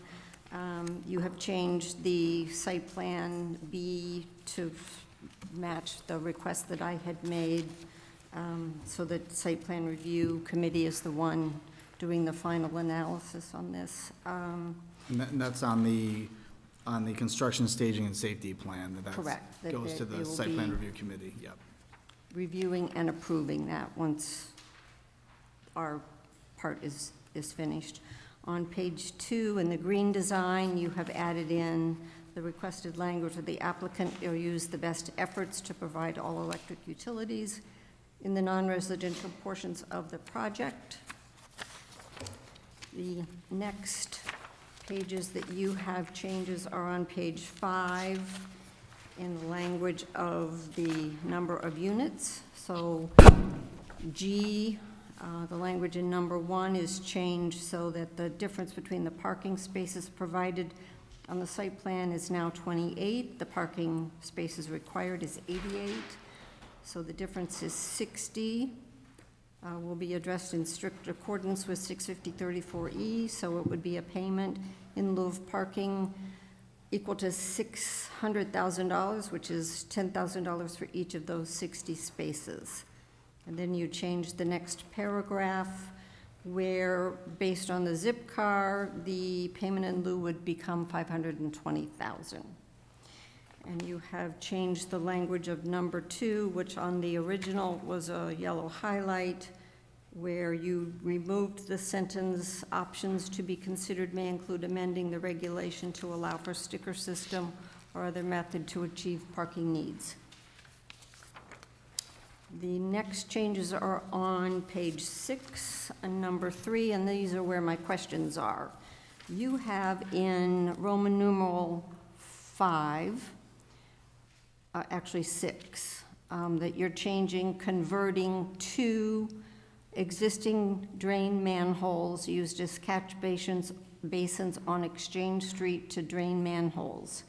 My original number 6 has convert 2 existing drain manholes used as catch basins on Exchange Street. So you're saying you deleted 3 and turned it into 2, but 2 is what I have as the original language. So I'm wondering if what you really were changing is Roman numeral 5, where it was construct 3 new catch basins and make that 2. Yeah, some of the track changes were changes that were made by the site plan committee when they submitted it to the council. So every this is your original. Correct. So okay. Every red line is not necessarily mine as of recently this week. All right, so what we had is really no change to what we saw as the Correct. council. Okay, I just wanted to clarify Yep. that it didn't, and then your addition of, what is that, 10, 11, and 12, and 13 are current in the language that we already saw, so Correct. they're not really new to us. Correct. And all that is putting in narrative form all of the roadway improvements we're making around the block, both to Exchange Street, widening that road and making it a true modern city street, and then to High Street, where we're adding a sidewalk to extend all the way from Exchange to Bolton Street. Which for me is way beyond my pay grade, and that's what Site Plan Review Committee is for.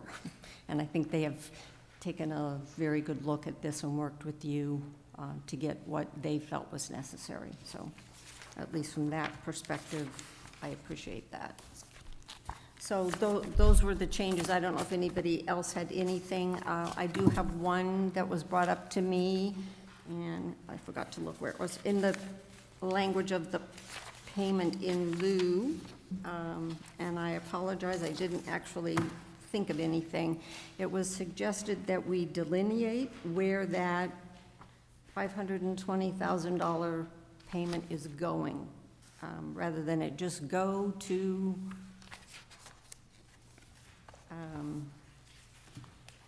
the city to be spent as part of just general money, or if we want it to go specifically to, I think actually in the language of the zoning, it says that it's supposed to go to work with the, I tried to find it again, Councilor Ossing, do you have exactly what it says? Madam Chair, I'm looking for it too. I believe the zoning specifically Yeah, it says states it where the goes money to goes. something, but it still is vague enough that it also gives us an option to, I thought it was the maintenance of the garages. It wasn't for paying well, for it- salaries, but for the maintenance. maintenance, but I think it also let us use it for something else. So since the garages aren't owned by the city, they're owned by the CDC, do we want the money that's going to this? I have the language here, Madam Chair. So it's fees in lieu of parking shall be deposited into the City of Marlborough Downtown Parking Reserve Account, or such account as the City Council shall deem appropriate to be used solely for expenses related to maintenance and capital repairs to the existing parking garages, improving the utilization of existing parking spaces, et cetera, signage. So there's all, you've restricted yourself quite a bit in terms of what that money will go to by ordinance. And I guess the concern for me is what we had with the money for the fire station. I don't know that there is a City of Marlborough Downtown Parking Reserve account. So we'd have to make sure that there really was one, or do we want to have it be an account as the city council shall deem appropriate. I'm just throwing that out. Councilor Doucette. Thank you very much, Madam Chair. I think how it gets spent should be addressing parking needs of downtown. Whether or not that's in a dedicated account or otherwise, you know, I don't think, to the point you said before, I don't think we can do anything to the garages because we don't own them. But there could be other needs that could be addressed to improve parking downtown, including possibly purchasing other buildings that could be converted into parking spaces, or putting another parking garage up somewhere, or doing evaluations or anything such as that. So if it goes into that fund and that fund is actually available, I think that would be a fine place to park it for now until we figure out what to do with it. And I guess that's my question. I don't know that it is. So I think if we can put language specifically in the site plan that says these funds will go into the City of Marlborough downtown parking, I don't know if you even want to call it reserve, downtown parking account, then that means that there has to be an account created for us so that when we get the money, we know that it's immediately deposited into that account and not just into the general fund. Madam Chair, if I may, the language that we have in the condition G, you know, per the ordinance, a payment in lieu of parking equal to $600,000 shall be paid to the City of Marlborough prior to issuance of a final certificate of occupancy for the project. So I think I would suggest that, you know, the zoning ordinance tells you what your options are with the funds. I don't know that that could be modified in the site plan. I would argue, going through this with the mayor, with the account that we tried to create for the fire station, we want it in writing, and we wanted a specific account, not the vagary of or something. So, or an account that doesn't currently even exist. So I would like it to be, and I know it says in strict accordance with, but if we could just add a sentence in there that says, where is the actual, it says, do you have to do it before, whenever it's required? It's prior to our final CO is when the payment is made. Okay. Prior to the issue, yeah, the final certificate of occupancy. So if it's just a simple sentence, when the payment is made, the money will be deposited into the City of Marlborough downtown parking account that the auditor has to create. Do we want it? Councilor Ossing, advise us. Chair. So I would recommend we can add that language when it goes up to the solicitor to put in final format. You can have the auditor just identify the account number, she can create it, and we can put it right in the site plan approval at that point in time. All right, I will make myself a note then that would be when we do it. So everybody is aware of that request. All right, so we are back at, I will remind everybody, I wrote myself a note, April 27th is when we've extended this to. If there is still the need for another meeting, or if somebody is ready to make a decision tonight. Madam Chair. Councilor Navin. Thank you, Madam Chair. Again, I want to thank the proponent for coming in tonight. I think this was helpful. I think, as Councilor Landers said, this was it's good to sit here and air this out and to see, you know, how we feel and what we really want. And I appreciate you taking the time. Bob, again, I appreciate you coming down to talk about the traffic numbers. This is critically important, not just for your project, but it's critically important for as we kind of move this forward. I appreciate you trying to look at this a couple of different ways. For me, it comes down to the size and the parking, and that's not going to change for me. And I totally respect the fact that you can't change the number because it's not going to work for you, and that's a business decision. For me, I can't vote to approve the site plan permit with this impact. That I have too many concerns about what this is going to do. And again, you know, not to kind of rehash all of them, the downtown issues. It's a huge concern. Councilor Landers brought it up earlier. You know, there used to be a lot of crowds at the, when the superintendent's office was at the early education center. It's, you know, they moved out so that they could expand programming here. There's gonna be more kids, not less kids. And, you know, the impacts to the streets and the danger that can come from cars being queued up and down residential streets when there's a school and there are kids running out. For me, it's just, it's too much. And so if I'm not gonna vote for it, I might as well make the motion for myself. And I would make a motion to disapprove the site plan, or to deny the site plan. All right. Madam Chair, if I may? Yes. What I'm hearing is a potential denial based on size, which is not restricted by zoning, and based upon parking that we comply with under zoning. We're certainly happy to come back and think some more about whether any reduction of units can be made or increase of parking can be accomplished. We have looked at that already. We'll certainly take another look at it, but I leave that to this committee and this council, but I would be concerned if the basis for a denial are two things under zoning that we comply with. That's essentially saying it's a 15-foot setback. We're at 16 feet, but that's too close, so denied. And for me, it's the number of units, not, I guess the size to me is the footprint or the hugeness of the building. And there are 99 units because of the height, but it's the number of units. I guess I was going to wait to see if anybody wanted to second. If not, I was going to do it as chair, but Councillor Doucette, I think we need a second before we have discussion. No, I don't want to second it, but I do want to at least raise the point that they're willing to come back and see if it's worth sharpening the pencils again. And I would like to give them that opportunity. And I would too, which is why I pushed with Y99, and I heard it's financially the only way they can do it. So if that's not in fact true, and you're either willing to come back within our extension that you've granted, or you're willing to give another extension to give you time, I think we would all appreciate the effort. We have close to a month until your extended deadline.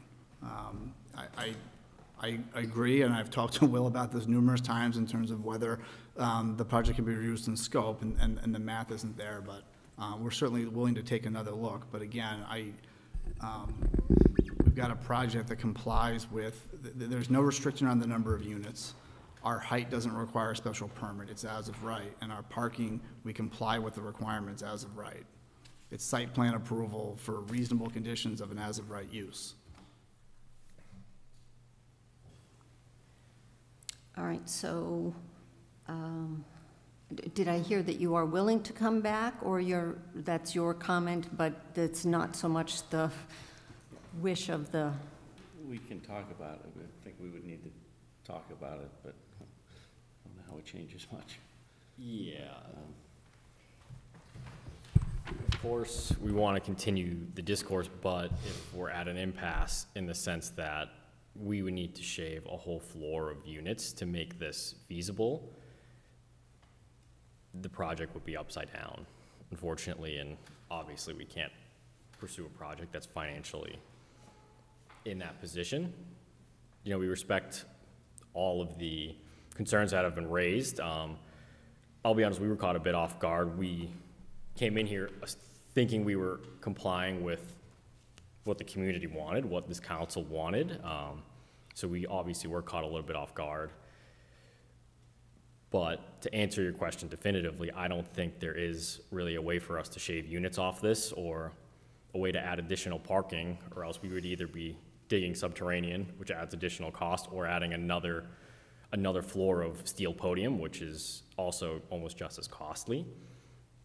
I mean, we've run the numbers, and this is the number of units, and we tried to focus on one beds to prevent the number of vehicles. I mean, you may have less units, but if you have 2 and 3 bedroom units, those tend to be multiple cars at least. I mean, if you have a 2-bedroom unit, chances are you have 2 people in there, each individual has a car.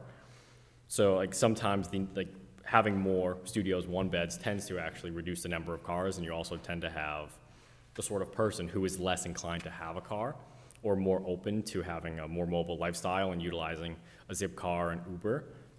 So that is part of the reason that we included, a Zip car, went to one beds to try and answer this, and we came in here assuming that we were compliant and in line with what this council wanted. So I guess, again, definitively, I don't think we can reduce the units. And I guess it is the drastic change. I will call it drastic. It is a large increase from what we had approved originally, which I think we were all happy with, plus the number of parking spots that they had. But I think, as I said, if that hadn't happened and nothing else came through, just based on what I've learned about the city and the parking spots, I don't think this current zoning would exist for you to be able to come in under site plan. It exists today, yes, but I don't think any of us envisioned a 99-unit site when we said there's plenty of parking downtown. Yes, understood. And so one thing, and forgive me, I don't have the actual, what did the number of bedrooms change? It went up about 40%. Because the majority of it was a 1 and 2 bedroom mix, but the majority of them were 2 bedroom. 1736, I think when I tried to go back through when you said they were mostly 2 bedrooms. So they were mostly 2, but I would also argue. It was 23 1 bedroom and 32 2 bedrooms. When I did the math, it wasn't a doubling of the number of bedrooms. It went up a little about 40%. Yeah. I would still argue, even with the studio and a 1-bedroom, the potential of having 2 people in there with 2 cars is still very possible. So, I don't know, I guess, do we want to have them come back? Do we want to go forward with Councilor Wagner? When I'm hearing nothing, there's not going to be significant enough change, and it does technically meet the conditions we put forward. And that the whole idea, I think, of the money buying out is to use that money to, we as a city need to figure out how to increase parking in the downtown area. So if, I didn't hear the second from move to deny, so I would move to approve and go ahead and see where this goes. You jumped because I asked Councilor Doucette if he was going to, and then if he wasn't, I was. Sorry, okay. Because I said, we can't really be discussing this without a second, otherwise his motion wouldn't have happened. So I will go back, second the motion, and now we can discuss the motion to deny. So if you want to discuss that further, Councilor Wagner, or you just... I have serious concerns as of what we talked about tonight about the viability of this project, the impact it's going to have, and I also hear it meets the conditions that we've set forth in zoning, so I'm struggling with how to proceed in this. I think the concept was in order to bring these projects downstairs and have downtown, downstairs, I'm getting tired, to bring these projects downtown and to have the option of buying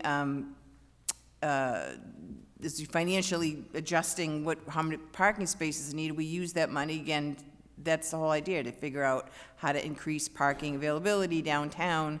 So I would, for the motion to deny, I would deny I'm in the deny category. I know it's always hard on the negative. Anybody else with discussion on the motion? Councilor Doucette. Thank you very much, Madam Chair, and my apologies for the confusion previously. But I would also vote nay on the denial, as far as I do think that, they are living within our rules. And we need to fix the rules. That's a separate conversation. But what's in front of us, we can't change the rules for them.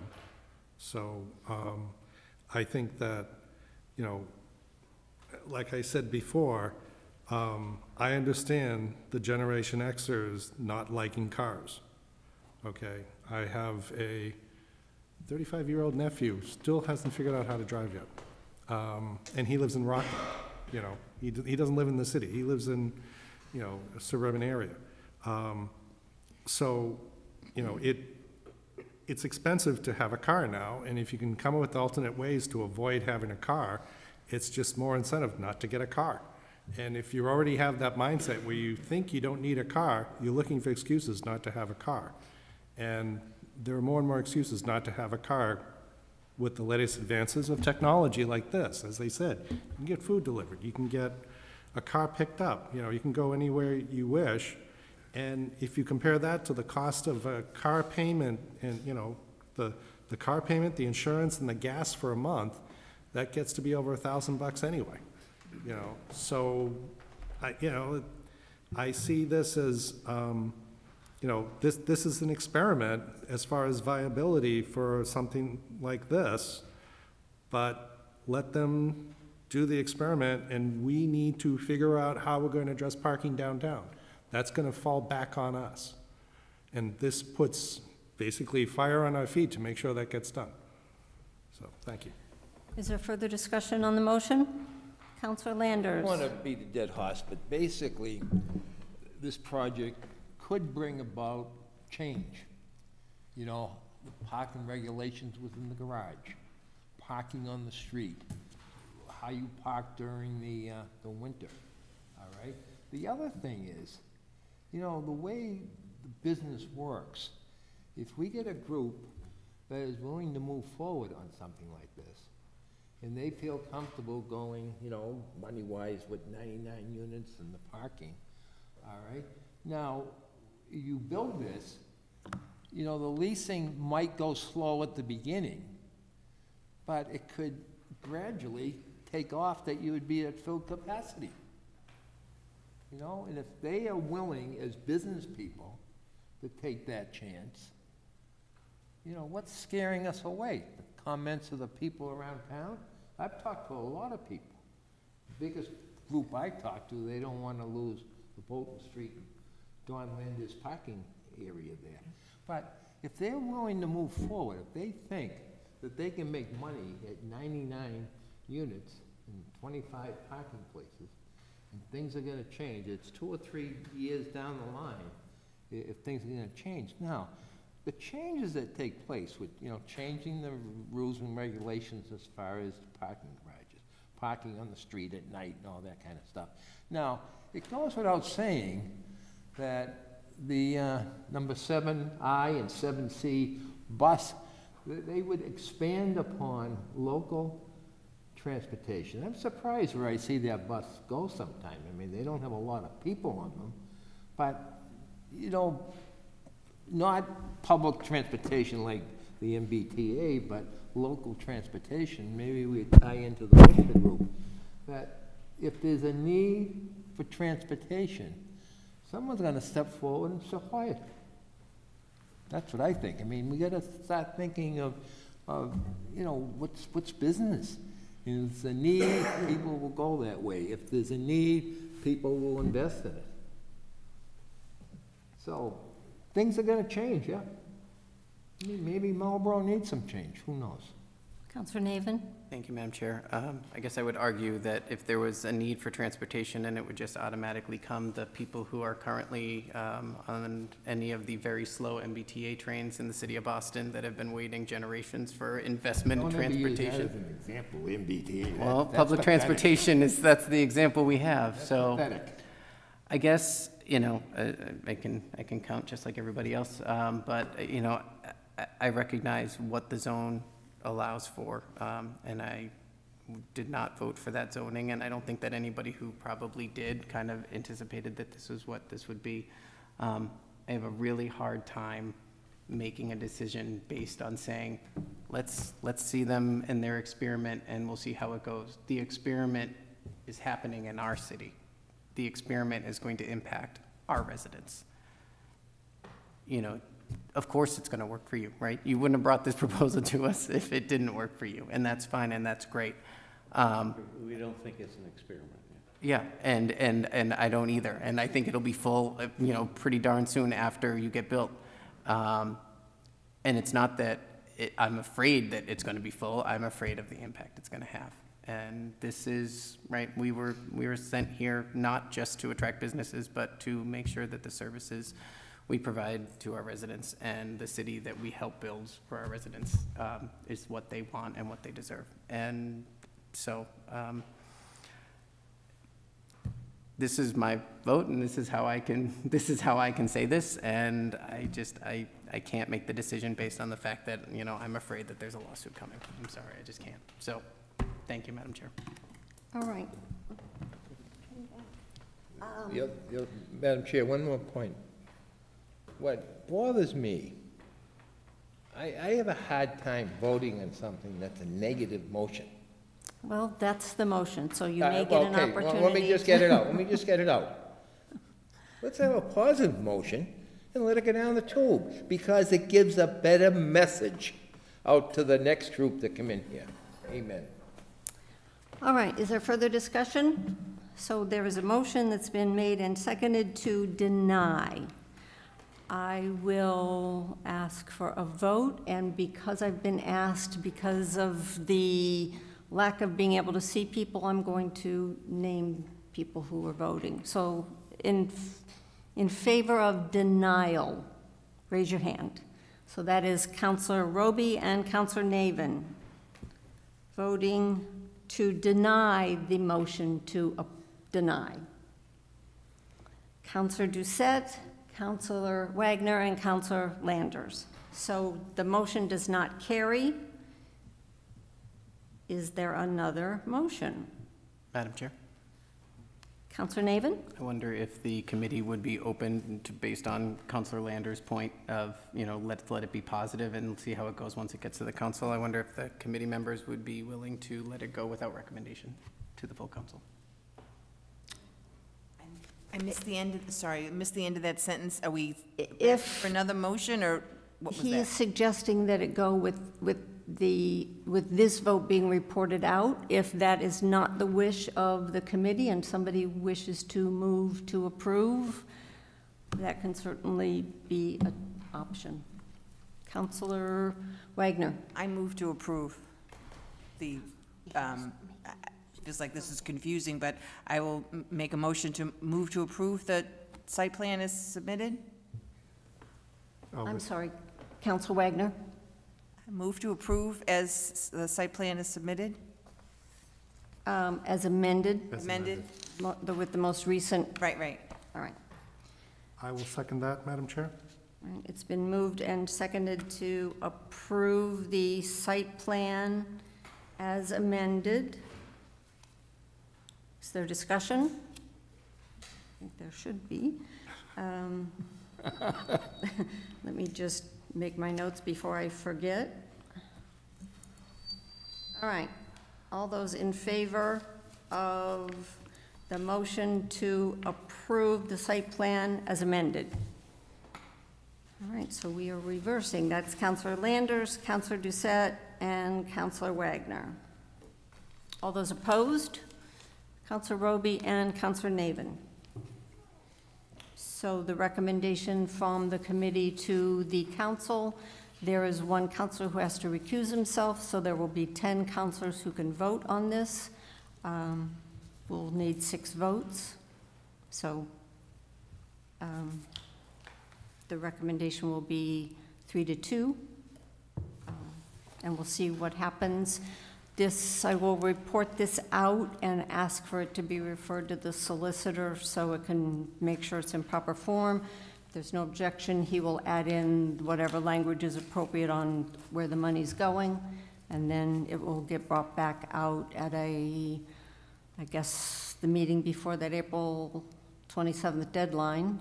We should have plenty of time to make that happen. So I can report it out on Monday, and he should be able to have it for the first meeting in April. That's the 10th. The 10th of April is the first meeting in April. Right. Day after Easter.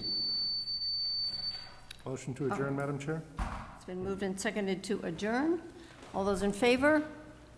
And we are adjourned at 9:30. Thank you very much. Thank you.